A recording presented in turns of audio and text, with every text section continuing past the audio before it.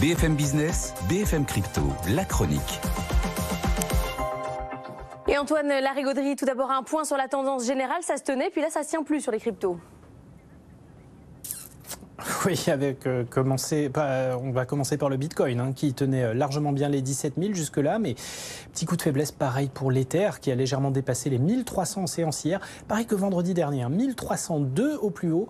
Et alors incroyable, à chaque fois ça déclenche des mouvements de vente, c'est assez systématique. Enfin, correction marquée sur l'XRP qui retombe vers 38 cents. Et Antoine, gros plan sur une tentative de passerelle entre les cryptos et la bourse, qui s'est soldée par un échec. C'est Circle qui a annoncé renoncer à son IPO.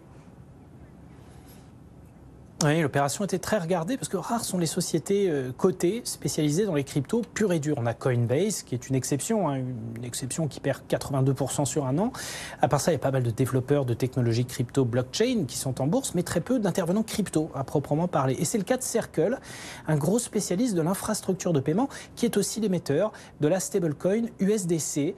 À 5 jours de la finalisation de l'intro, le groupe a finalement renoncé. Il devait fusionner en plus avec une SPAC, Concorde, dirigée par Bob Diamond, l'ancien grand patron de Barclays.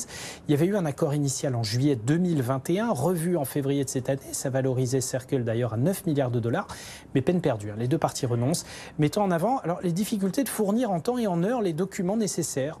Bon, pour un projet qui couvre depuis 1 an et demi, c'est quand même bizarre, mais en tout cas, Circle le dit et le redit, ce n'est que temporaire. Le groupe refera une tentative, peut-être une fois que le marché sera un peu assaini, car on a vu depuis l'effondrement de l'écosystème Terra Luna que même les stablecoins et la technologie autour censée fournir des cryptos plus sûrs pouvaient dérailler dans les grandes largeurs et refroidir nettement l'ardeur des investisseurs les plus enthousiastes.